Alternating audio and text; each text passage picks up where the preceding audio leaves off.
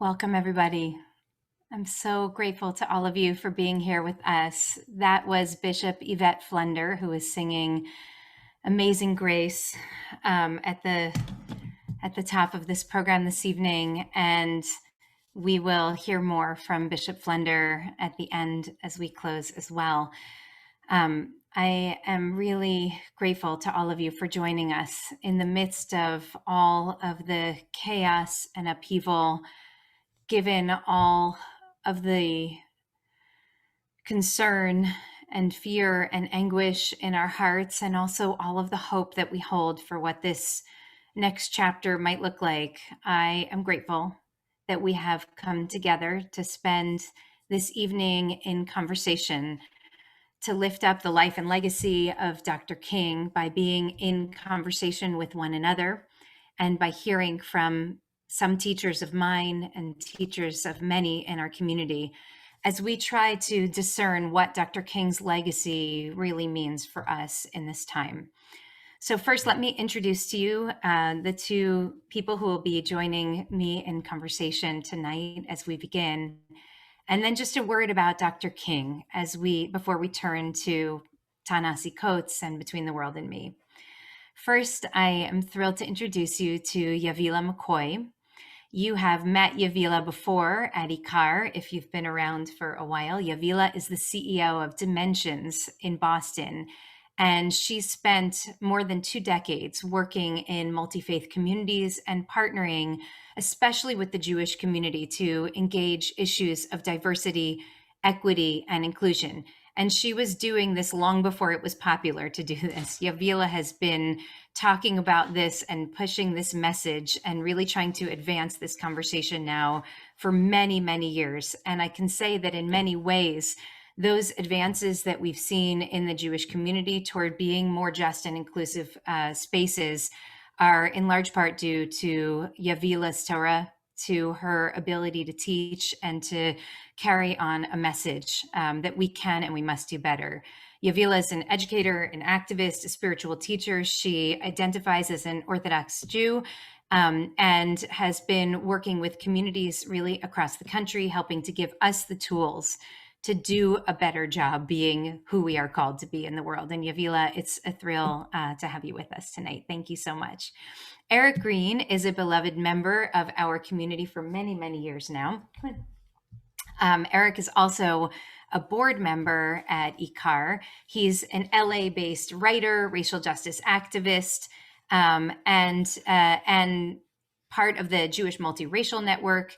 Eric is of Black, Native American, and Eastern European heritage. He is a longtime organizer in local and national Jews of color circles, has worked for leading civil rights organizations like the NAACP and the Legal Defense and Education Fund, the ACLU, and PJA, Progressive Jewish Alliance, which I believe is where Eric and I actually first met. So the three of us will be in conversation for the next little while, talking about this extraordinary work from Ta-Nehisi Coates, the book Between the World and Me, and hopefully, and the film that hopefully some of you have been able to see now, the film adaptation of this book, which is available on HBO. Of course, the timing of this, as I indicated earlier, is that it is Martin Luther King weekend. This is a moment when all across the country and even across the world, people are taking a pause in order to contemplate the legacy of an extraordinary teacher, a Baptist minister who I have shared with you at ICAR before, was really the teacher of mine who introduced me to a God and a theology that I could identify with. Over the years, I have shared with our community that it was Dr. King's use of the Exodus narrative, so core to his own theology and so core to mine, that really helped me understand who I was called to be as a Jew and as a rabbi. Dr. King believed that the Exodus narrative was clearly not a one-time, one-place experience, but rather was paradigmatic of the human experience. And that's why it was so obvious to him, for example, that the 1954 decision, Brown v. Board of Ed, was the parting of the sea, was the moment when the forces of justice could march through to the other side. And when I read as a young rabbinical student who really struggled to find a God concept that could work for me, when I read Dr. King's sermons and works, when I saw how he read the struggle for racial justice through the lens of that Exodus narrative, through the story of our people's redemption, when I saw how natural that was for him, it helped me realize that I also could connect to a God who cared deeply about justice in our society, who would stand eternally with the promise that a new joyous dawn would come even after the depth of night. And because he was able to so naturally marry faith with the call to build a more just and loving society, I felt that in many ways he gave me permission to as well. So, lifting with that as our backdrop, I want to turn us now to the works of Ta-Nehisi Coates, and this notion that each of us is now being called to a deeper awareness, to a great awakening, that the justice that we seek, that we know we desperately need in this country, cannot come to us until we all achieve this deep awakening. And I turn now to the two of you, Eric and Yavilah, as two of my teachers, to help us lift up the narrative that Coates brings to us in his own storytelling by way of a letter that he writes to his son, as a way for us to enter into a real conversation about what justice looks like this Martin Luther King weekend in 2021. Eric, we'll start with you.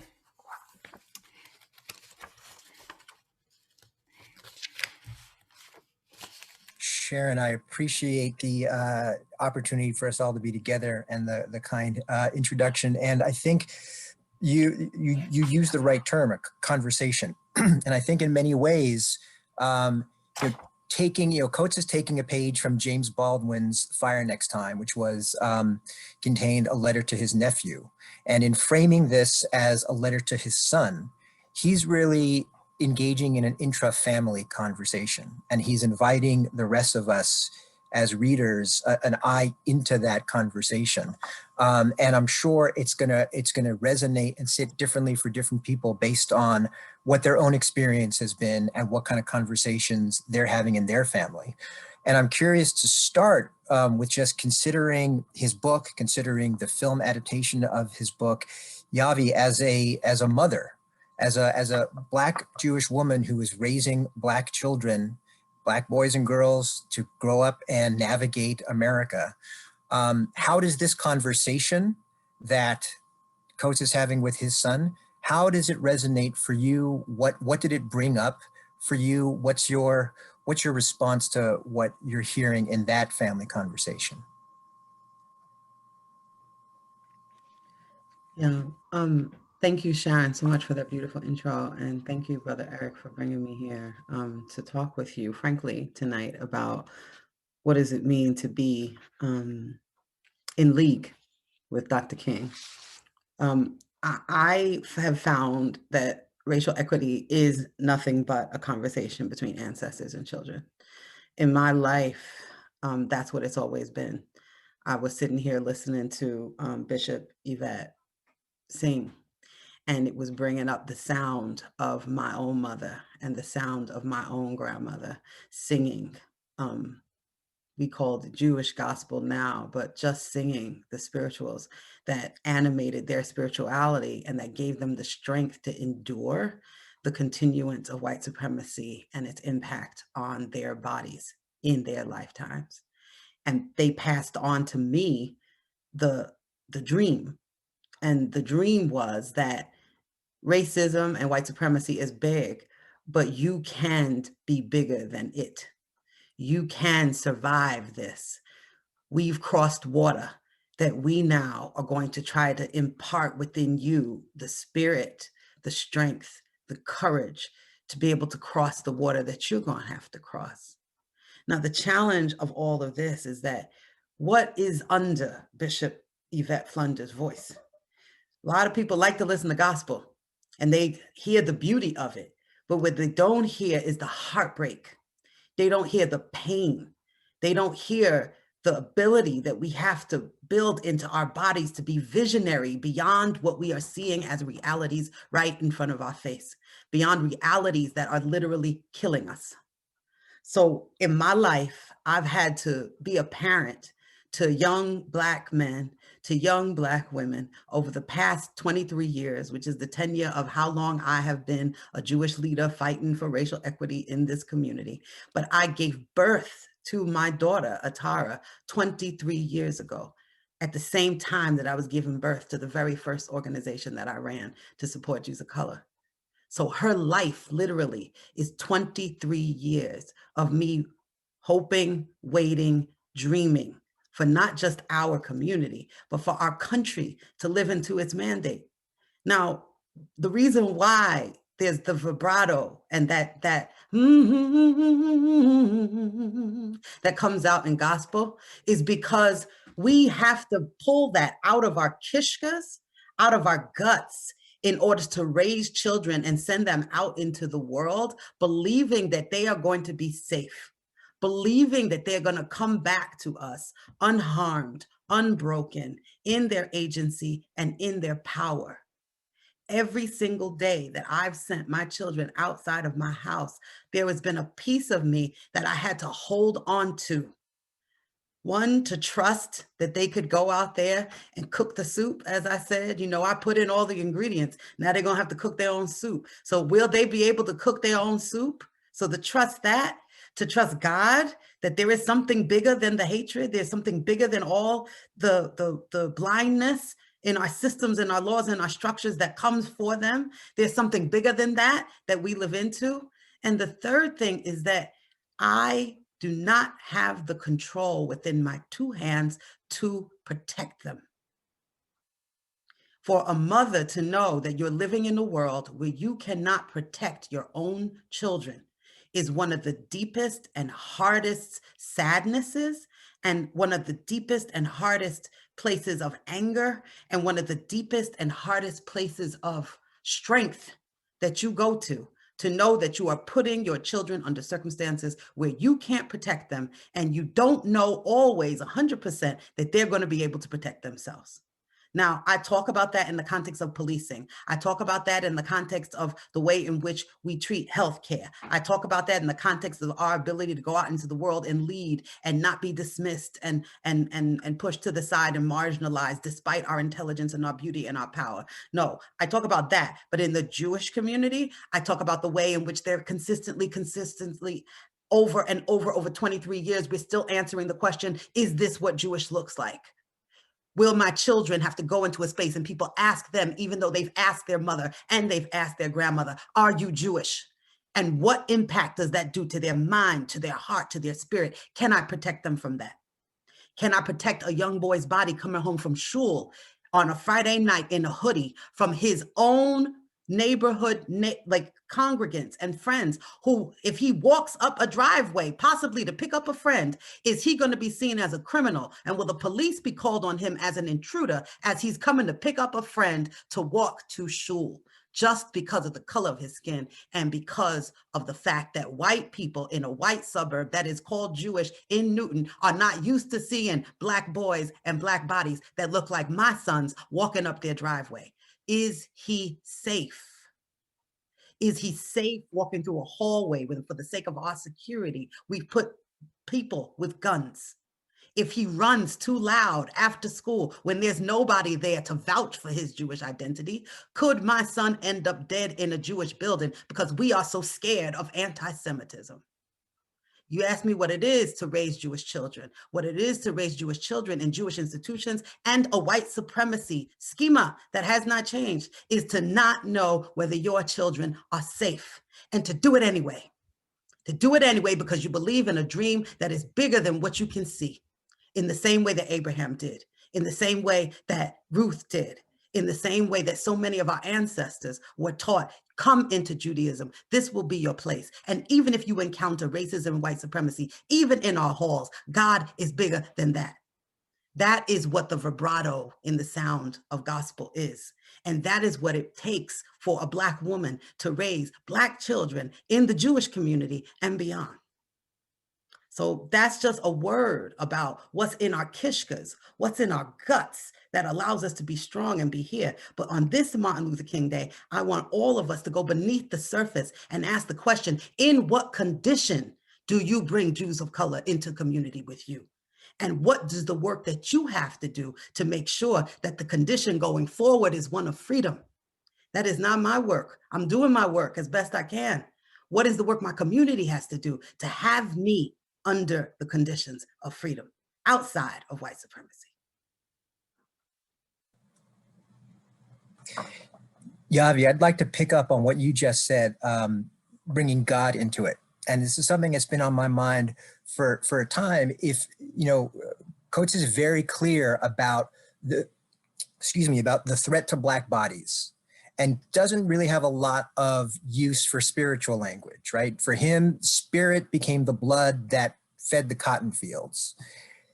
In some ways, he's, I think, pushing back against a tradition of spiritual language in the racial justice movement, but in a language which I think he finds inadequate to really dealing with the embodied threats and dangers that people are living in. But we're not just bodies. I mean, I know from my experience, I remember clearly the first time that I had a serious run-in with racial profiling, visiting in an upper middle class white neighborhood, visiting the mother of a friend of mine to make a condolence call because her son had died. And because when I was younger, and I don't understand the biology well enough to explain it, but when I was younger, my skin was a lot darker than it is now. I had a big head of curly hair. I didn't look like I belonged in this upper middle class white neighborhood. And an unmarked police van, when I was sitting in there making my condolence call, screeched up the driveway. Armed officers jumped out with their guns pulled, banging on the door, assuming that I was conducting a home invasion. And I can tell you, my body was imperiled on that day. If they had an itchy trigger finger or a sweaty trigger finger or 1 ounce more of testosterone, I could have ended that day and I wouldn't have known any of you. But I didn't.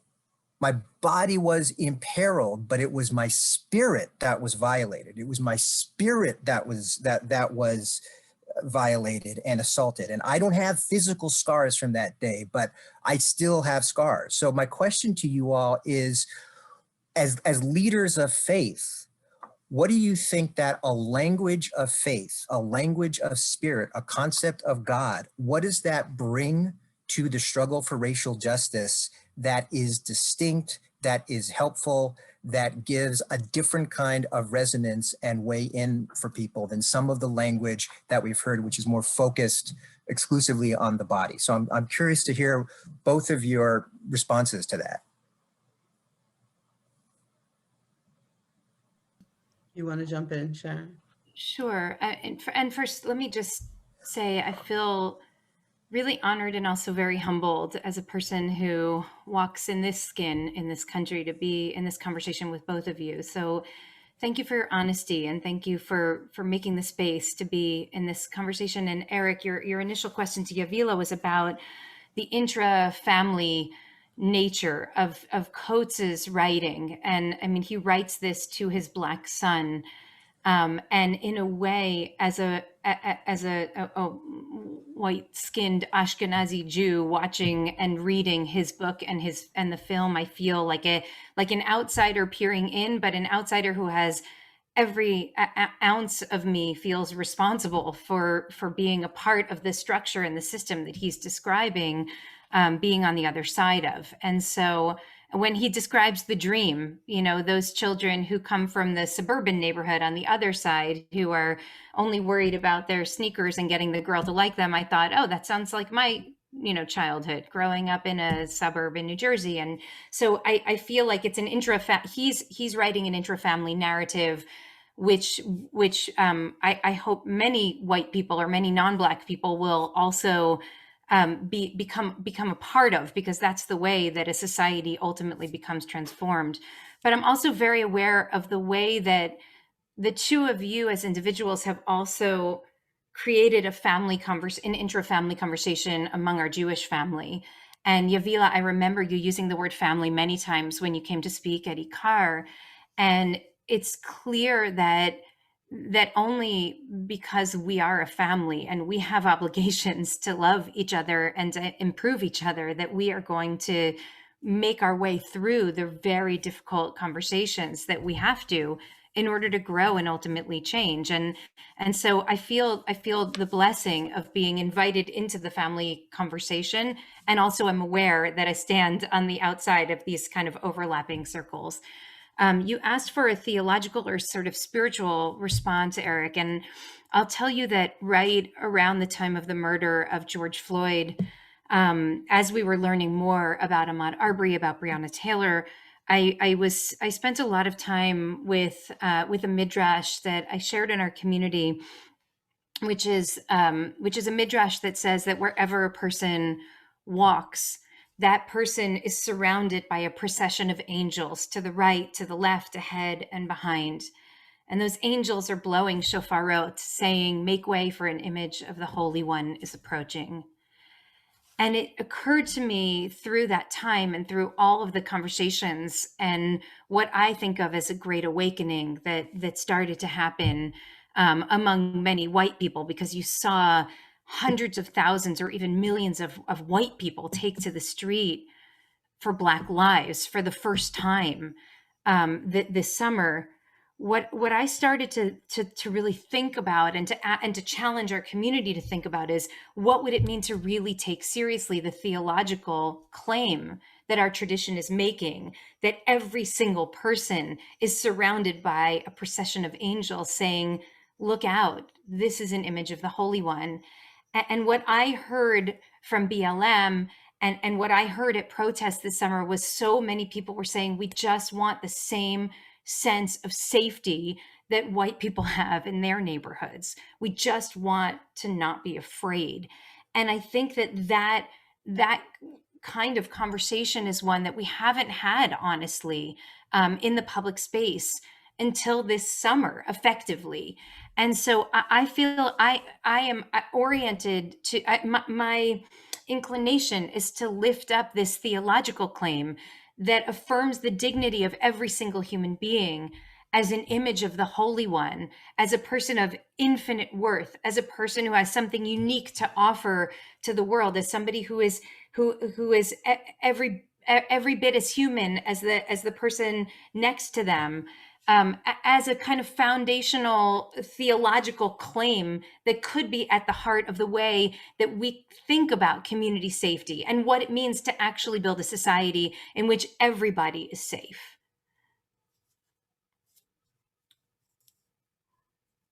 Yavilah, I wonder what you think. What's the theological or spiritual claim that has a pull on you?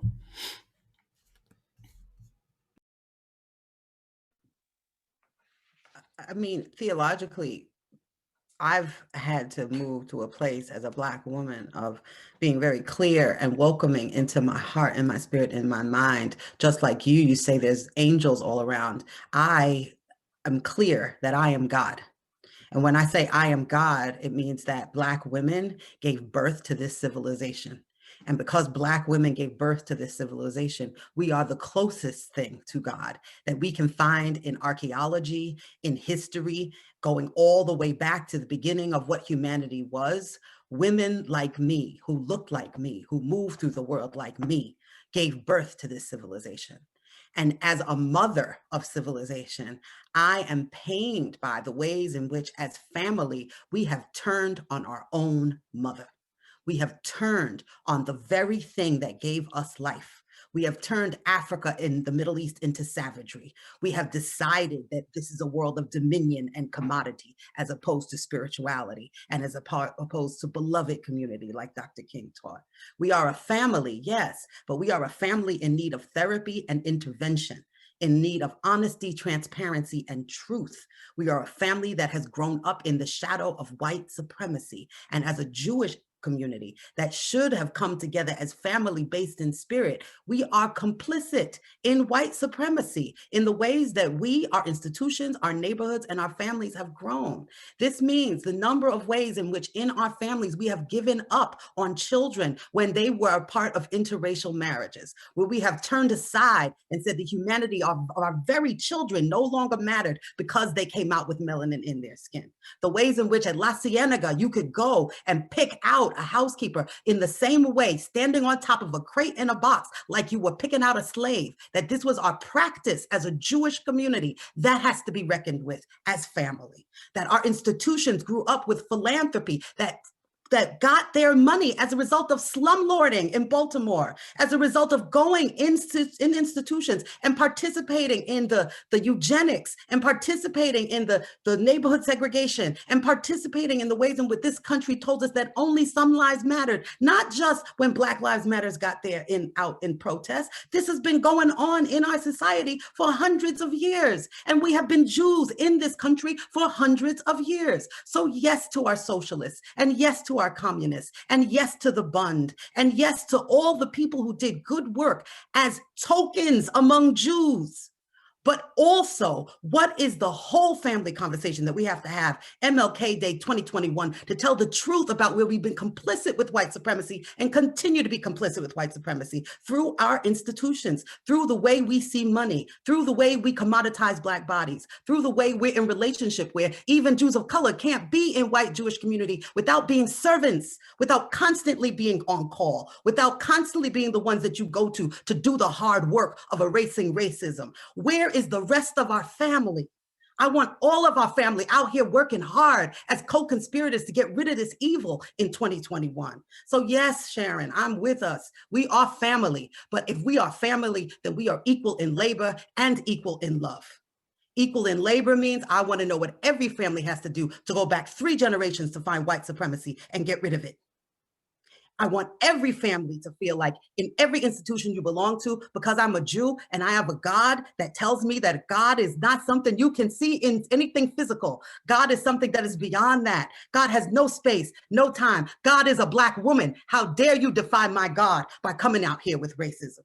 I want Jews saying that. And I want to be moving in league with all of my family who see me and know me and have lived through what I have lived through, because my story is their story and their story is my story. And every way in which this country tried to separate our family, we come back with a no. We come back with a not today. So Ta-Nehisi Coates, every star in that story that you're looking at, they're looking into the camera. They're talking to your sister, Yavilah.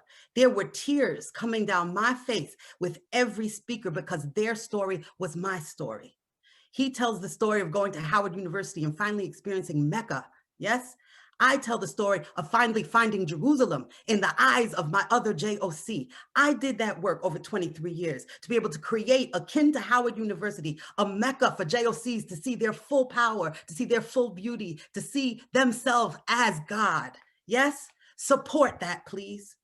Support that, because we need our humanity back. And if we're not getting it back in your eyes, and if we're not getting it back in your institutions, and if we're not getting it back in the way you see wealth and the way you divvy up wealth, if we're not getting it back by the way of you going back and retelling the story and putting us back in, we're not getting it back. And that's on top of us not being safe. That's on top of us being in a system that is trying to kill us. So if we're going to be family, this has to be a place of refuge for me and for mine. And for 7 generations out, Yavilah wants to stop worrying about the babies. And she wants to stop caring for the elders behind me, that I'm the only one who knows about their stories and their suffering in this time. I want all of us to know the stories of the elders behind us and the babies coming forward. Yavilah, I thank you. I thank you because I know that every single time you speak, and Eric, every time you share a piece of your story, you're exposing your heart. And I know that there's incredible vulnerability and anguish that comes from that. I want to ask you both. You've been in this work for over 20 years.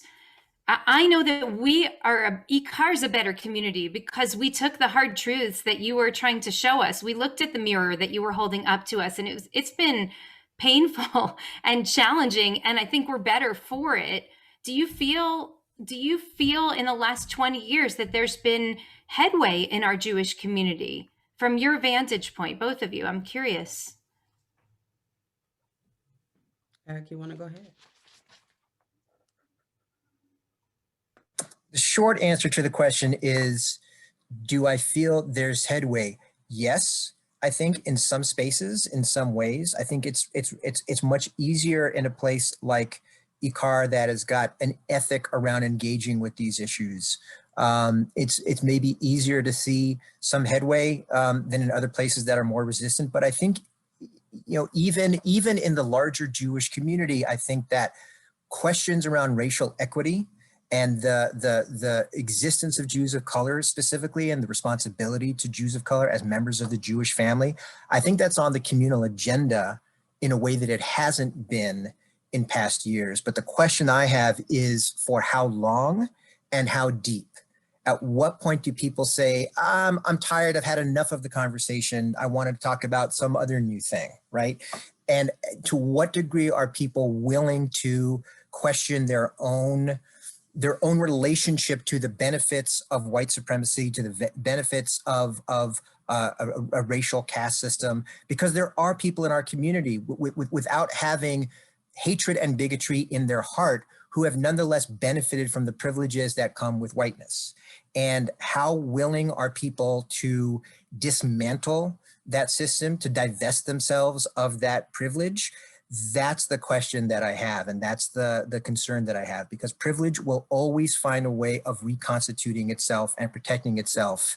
And I can give you one example, quick example from outside the Jewish community. In the wake of all the BLM activism over the summer, a friend of mine who's a voiceover actor started a conversation with other voiceover actors about whether or not white voiceover actors should be hired to play non-white parts, which is a real, an equity issue in terms of opportunity, in terms of employment advancement, et cetera.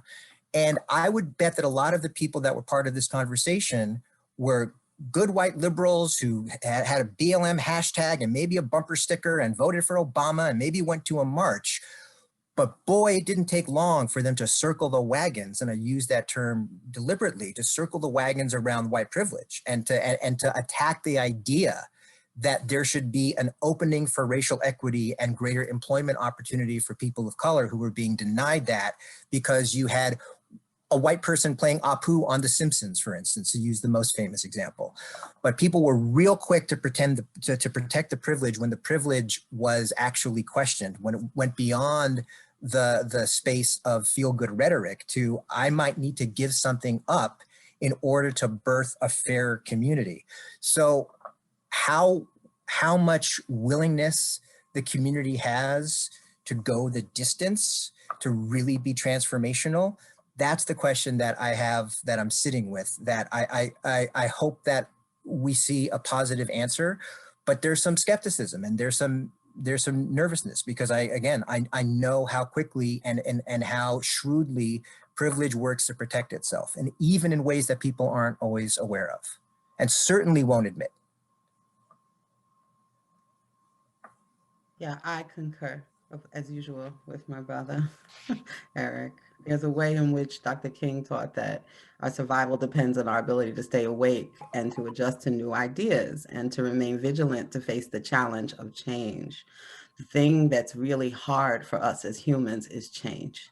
If anything pushes against what we assume to be normative, what is ground into the ground with a stake saying this is who we are and this is what we deserve in the world. Anything that pushes against that, I don't care whether it's racism, sexism, or any way in which we're pushing against the status quo, humans are going to resist that.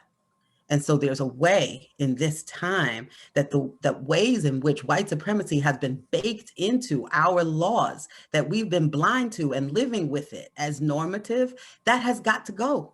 There's no more thing where we just get to talk about tolerance and one or two good people who laid out a little bit of money, or who laid out a lot of money even, and did a good job in partnering, and the 5 or 6 who actually were in organizations and lifting up. It's no longer the time to talk about that. The time now is to talk about our systems and the way in which it was baked into our laws inequality.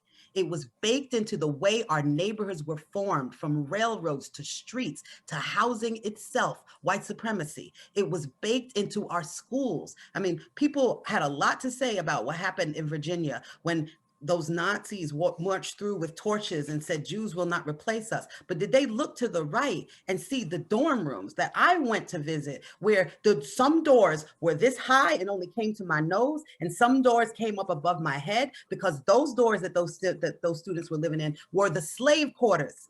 That originally, when Thomas Jefferson founded that university, students came there with their slaves. And so students right now, with those white supremacists marching through the yard, were already living in structures that were upholding white supremacy. There's ways in which white supremacy has been baked into the structures of our nation. You don't need to look too far in any community, on any campus, in any neighborhood you live in, to find the vestiges of white supremacy. And yet we act as if white supremacy was something that happened 100 years ago. No, white supremacy is still alive and well in 2021. And in the ways in which we are blind to it, we have to get woke. And in the ways that we become woke to white supremacy, we have to do the work. So to move always within that arc of change, wake to woke to work, is what I'm saying. And there's a way in which that is something that we are all implicated by.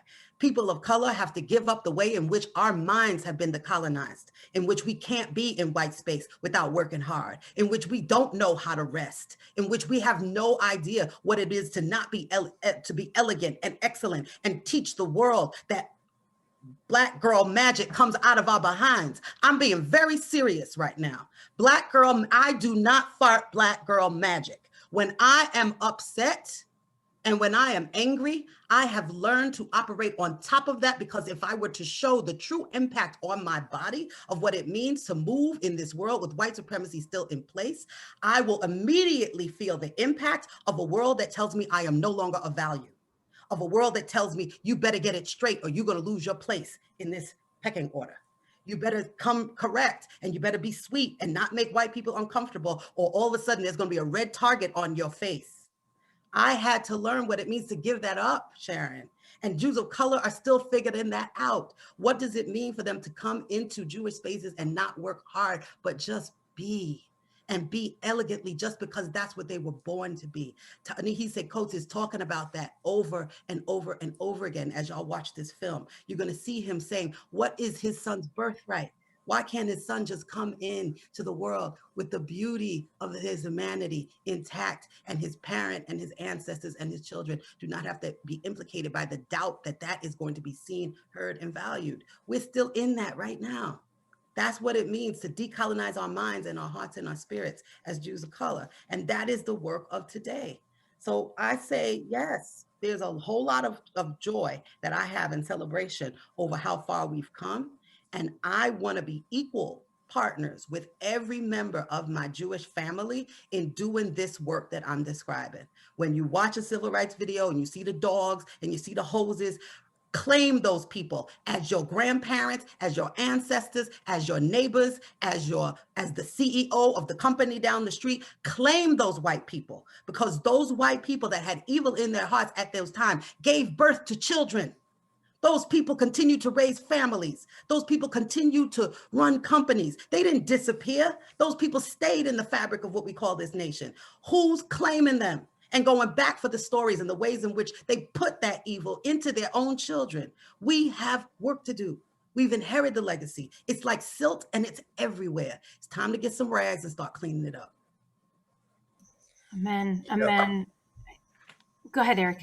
Yeah, I would just say, to that point about having to kind of contain your rage in order so you don't threaten people, right? I think that's something that comes out a lot in the, Yavilah said to pay attention to the language of Coates, and I'm struck by how elegant the language is, and the pressure that he must have felt, knowing that if he was not eloquent, if he was not preternaturally elegant, he couldn't be heard, and in fact, he would be a threat. And one colleague of mine at work, because it's a stressful time, checked in with me this week and said, "How are you holding up?" And I said, I'm having to call upon, amongst my mixed race heritage is Vulcan. And I'm having to call upon that Vulcan heritage to keep my emotions in check, because I know the price for not keeping it in check. And, James Baldwin said, my smile is the price I pay to be able to pay my rent, right? And so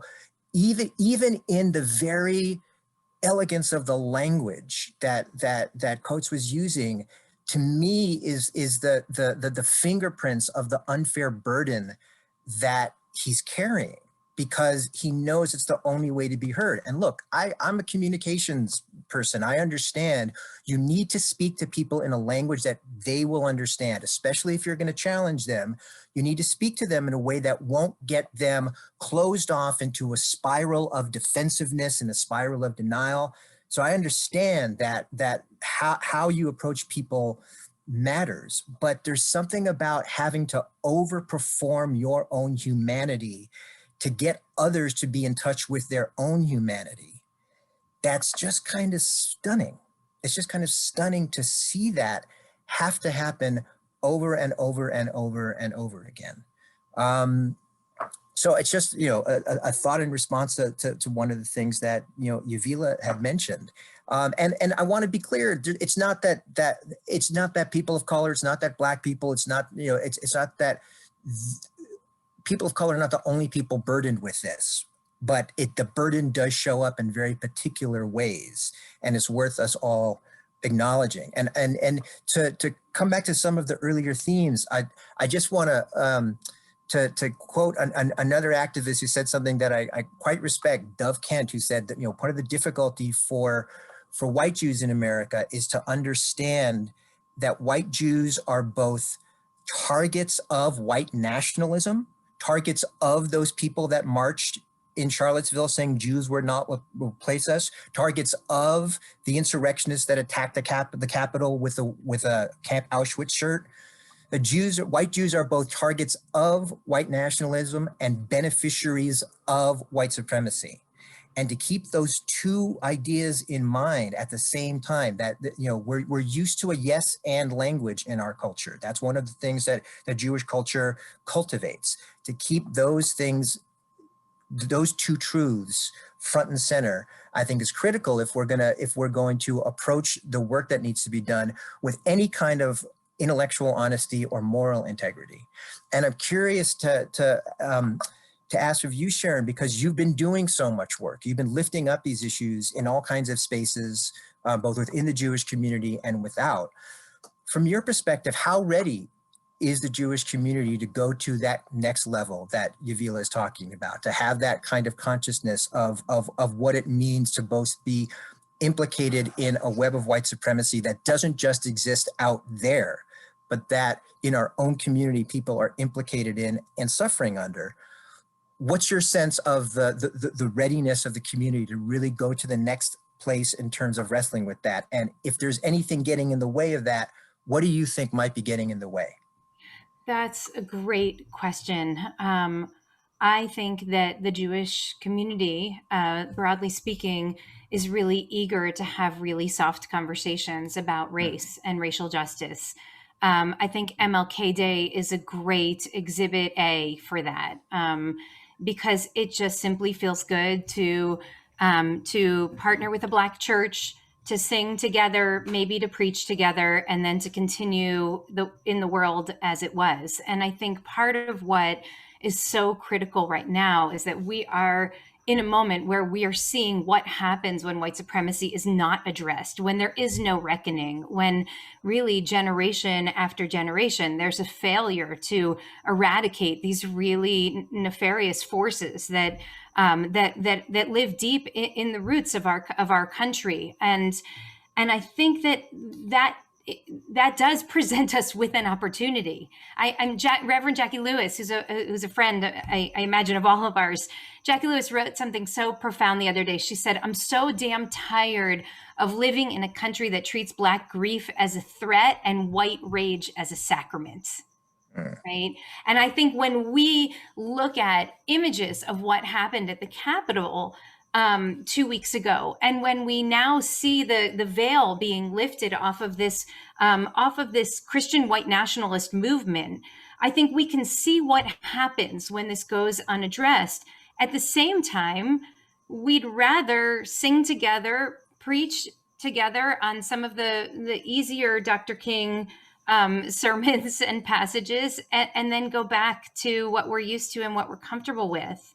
And so I feel like that's why this talk about the radical king is so important. I think that's why Coates's work is so important for us. What does it mean to actually do the work? What would a reckoning actually look like? And I want to say every time I'm in these conversations, I haven't gotten to the point yet where as a person in a white body, it just feels really good to hear all of this. I mean, it feels terrible, right?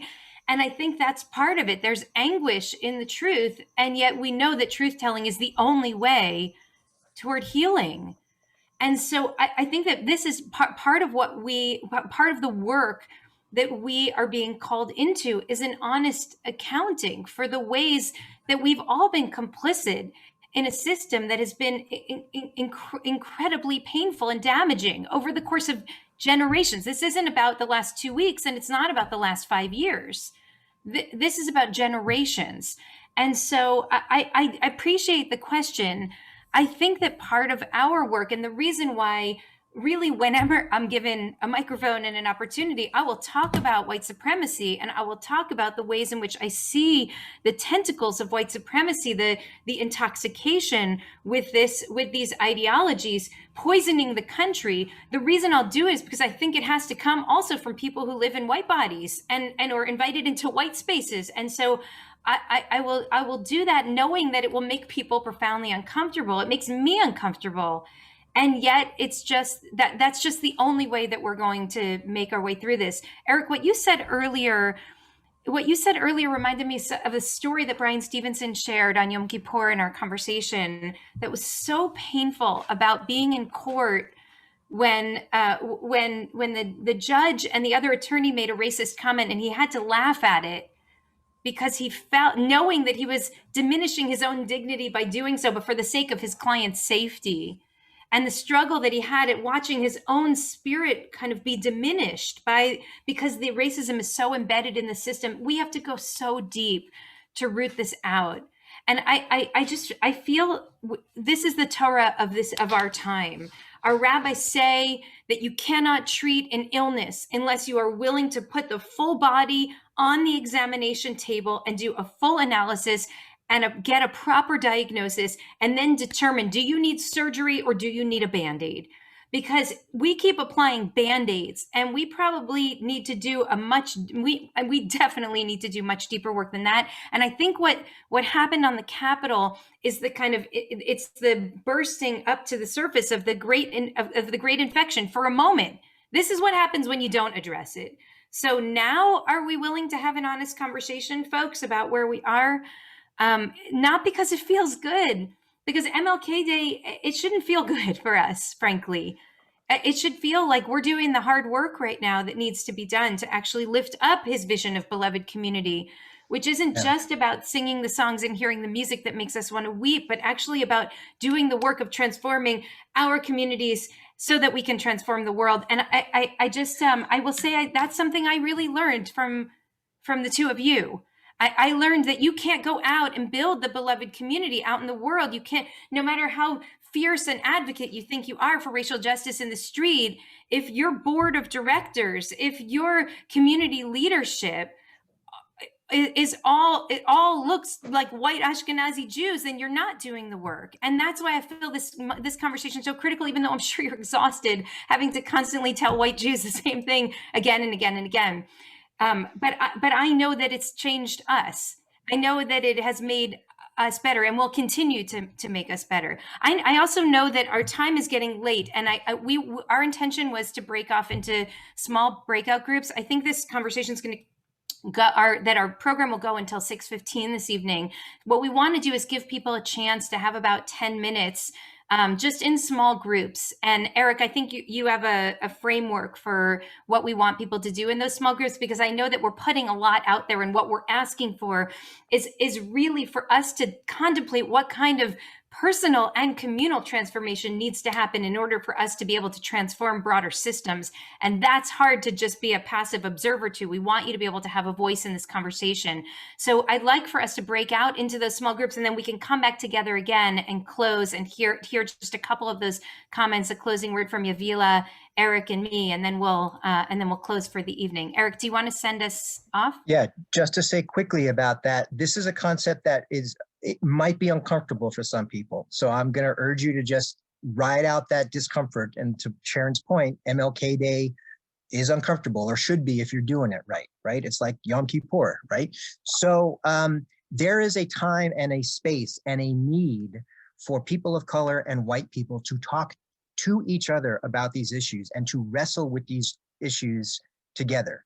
And there is a time and a space and a need for white people to talk to white people about these issues, about their questions, their struggles, their concerns, their commitments, how this all sits with them.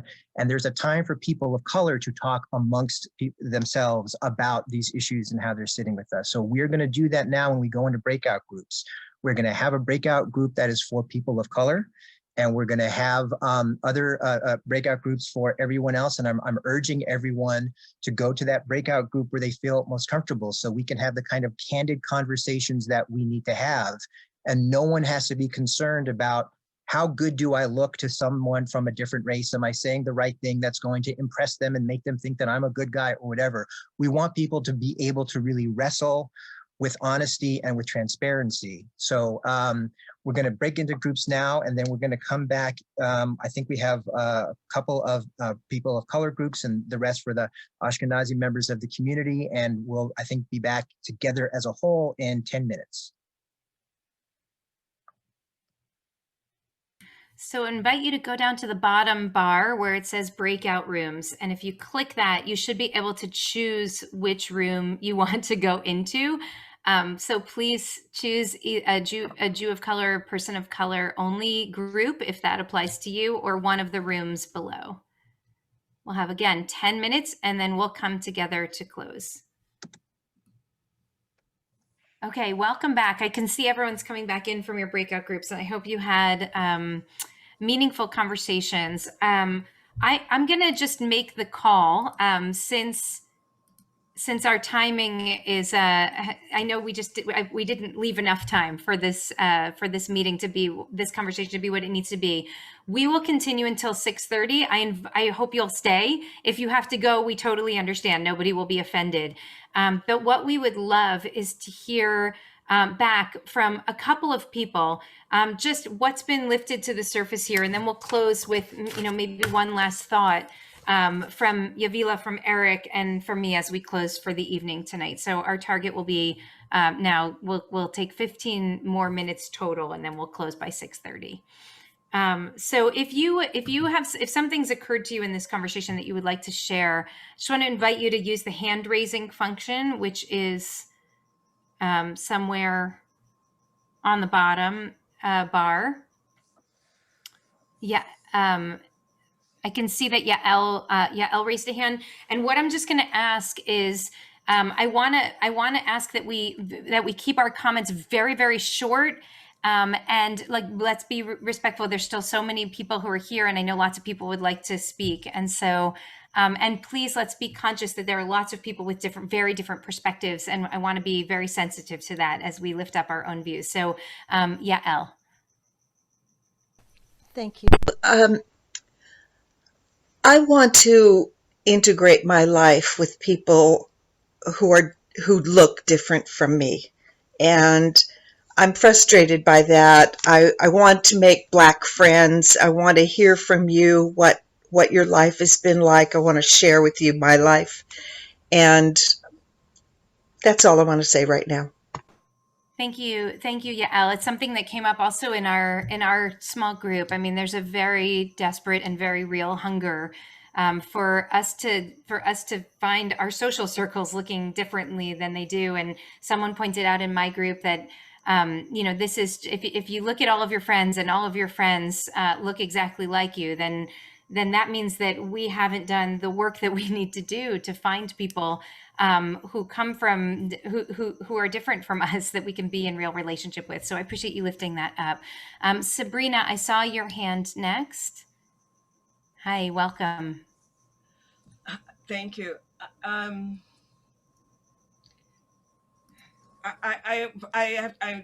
have to regather myself because I both appreciate Yael's comment, and I hear this a lot. So my 15 seconds is just do it. Making friends is making friends, and that just means you get to know people. And the unfolding comes through getting to know people, and the mechanism by which you get to know a person of color is the same mechanism by which you get to know somebody who looks like you. So just do it. End of commercial. The what I want to say I really appreciate this evening and the honesty that each of you brought to the conversation, and the frustration I have experienced as somebody who lives in the Washington D.C. area and used to actually live in Washington D.C. is the number of people who continue to say this is not our country.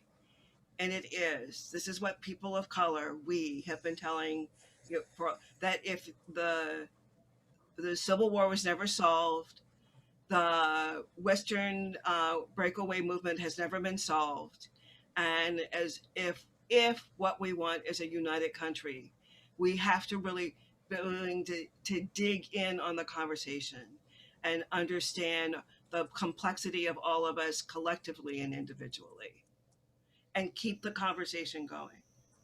Thank you, Sabrina. And I think about that all the time. This is not America, and we are better than this.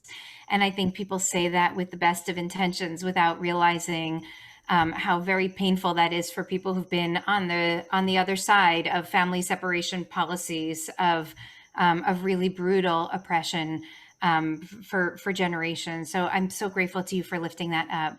Eliana, I see your hand, but I don't see your face. Are you with us? Okay. If Eliana's not here, I'm unmuted. Can you hear me now? Okay, great. Hi. Oh, thank you. Hi, everyone. It's good to be with you all. I'm on my phone, so you can't see me, but I can see you. And I just wanted to say in 20 seconds, number one, I really appreciate this conversation. And I appreciate this conversation happening now. And I want to just encourage all of us who are feeling shy or uncomfortable or curious that it's okay to not know what to say. And I think that if we start with questions, the one thing that just keeps coming up for me over and over and over again in, majority Ashkenazi spaces is we don't have the language. We don't have the language. We've been intentionally taught not to talk about this, and we just forget how to talk about it. And so we can start with questions, and admit our own humility and our own lack of knowledge. And I'm learning a huge amount, and I just want to encourage folks to keep asking questions as opposed to being silent, because I think the silence is killing us. Thank you. Thank you, Eliana. So that we can honor our new end time, I'm just going to give the last comment to Marissa G., also beloved friend and board member, Eddie Carr, and then Eric and Yavilah and I will each say one final short piece to close. Marissa? Thank you. Yeah, I just want to say that I agree with what Eliana just said about not having the language, but it's also, I would say as a person of color, it's also uncomfortable for me to talk about these things. It's not just uncomfortable. It's an uncomfortable topic. I feel like I don't necessarily have the language either, but I have no choice, and I have to still speak. And I think that that's what we have to do. I'll just say one thing. My husband, when he was a child, his parents literally, when he was 8 or 9 years old, said, you have to work twice as hard to get half as far in this country. That was the way he was taught, and that was fact. It was not an option. I heard the opposite. My parents actually never had the talk like Ta-Nehisi Coates did had with his son, as we see in this book. They told me I could be anything I wanted. I had no limits, and there was no talk. And I think that there's both of those are problematic in some ways. And we're trying to raise our kids somewhere in the middle. It's just so that's why I just want to put it out there, that it's an uncomfortable conversation, even if you are a person of color, and it doesn't matter. You still have to have that conversation. Thank you, Marissa. Thank you so much. Yavilah, I don't see your face on my gallery right now, but if I would love to give you a moment to offer a final word here before we close, and then Eric, and then I will.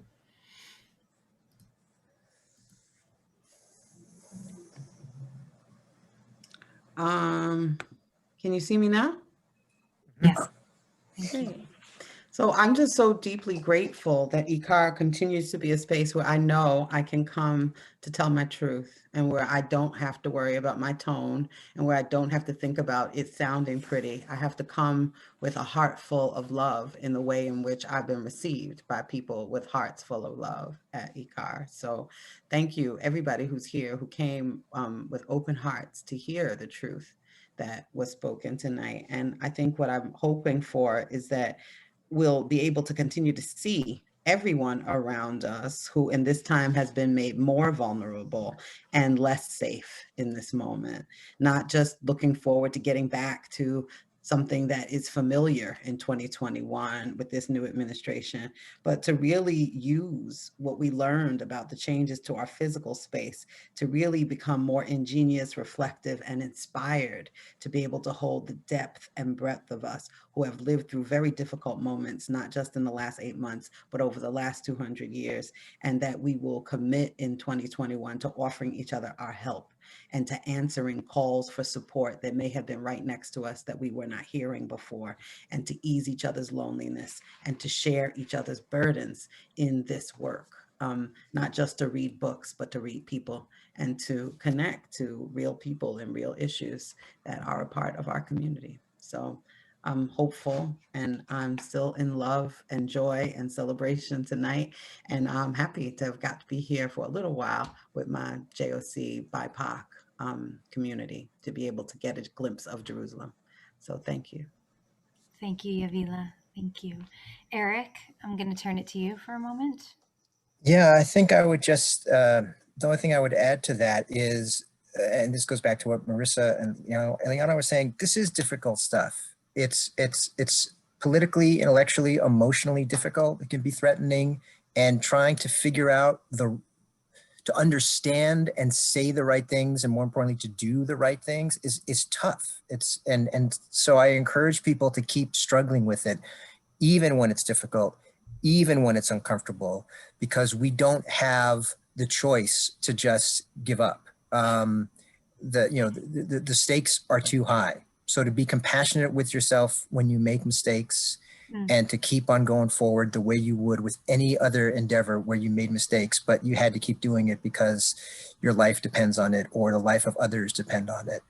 And I'll borrow a concept from a word from James Baldwin, which I think very much connects to a Jewish concept of us having to be co-creators with God, co-creators of the world. And he said once that God is depending on us. And if we don't get it right, God doesn't get it right. If we don't make it, God doesn't make it. That's what's really at stake here. So thank you for being part of the conversation, and thank you for staying in the conversation in all the different ways that we need to find to take the ideas of our heads and put it into the work of our hands. Thank you so much, Eric. And I especially want to thank you and Marissa both, because Marissa was talking about how hard this is and how it's not a choice for her and for you, because it's an embodied effort, an embodied conflict. And I'm so grateful to all of the ways that you've continued to push us to really look at these questions so honestly and openly. So let me close by saying this. I think either Eric or Yavilah, one of you quoted Dove Kent, and it came up in our small group session as well. The idea that white Jews are both targets of white nationalists and also beneficiaries of white supremacy. And I think, as she often does, Dove perfectly states what part of the challenge of this moment is. I think that as Jews, we feel an increasing awareness of our vulnerability in this country. It was absolutely heartbreaking to see the imagery, the Nazi imagery and the Confederacy imagery on the grounds of the Capitol and inside the Capitol building. And I know that that was a body blow for many of us. And this is after many years of feeling increasingly vulnerable because of shootings and other things and other anti-Semitic attacks. Nevertheless, to address this conversation in this way from the midst of our vulnerability is, to my mind, the beginning of a redemption story, because we could very easily focus, all of us, on the ways in which we are victims right now and the ways in which our vulnerability really threatens us right now. And the fact that we're willing to also look at the ways in which we might be complicit, and I'm speaking now to white Jewish siblings, the ways in which we might be complicit in the very systems in this country that are so oppressive, is a really important and really painful journey and conversation. So I'm particularly grateful to all of you for being willing to be in this conversation, all of us, from a moment, in a moment of great vulnerability. There's so much upheaval that's happening in the world and in our country in this moment. And from all of that ground shaking, I can only hope that where we land is a place that will be more just, more loving, more open, and more willing to actually realize the beloved community that Dr. King brought to us as that great shared dream. I actually want to close with the words of Nancy Wergeles, if I can. And Nancy, I hope it's okay for me to quote you. But Nancy said that she is aware now of things that she was blind to before. And it strikes me that this most powerful sound of Amazing Grace, which we opened with and we will close with, is a call to that kind of awakening that you expressed, Nancy. And Nancy said in our group, it's so wonderful that we are alive for this moment of awakening. And I think that you're right. And I think it's very scary to be woken up when you're in a comfortable slumber.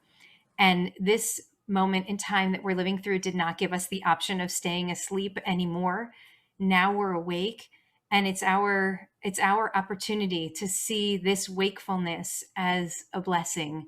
It's so wonderful to be alive in this time. Things were much simpler and more clear-cut in generations past, and the blinders could be worn much more easily, but now the veil is really lifted, and we have the opportunity as individuals and as a community to do better and to be better, and together to build a better America. And I believe that that is what we should be striving for and fighting for in this moment. I hope that you are all safe this weekend. There are opportunities to volunteer throughout the day tomorrow in Los Angeles and around the country. I hope that if you do so, you do so safely. I send you all blessings. May you continue to be open-hearted.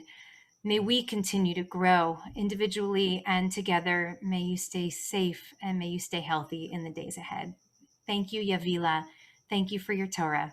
Thank you, Eric. I'm so grateful for your friendship and for your insight. Thank you all for being with us this evening. Stay safe, everybody. Thank you. And Andrea, let's play the end of that song.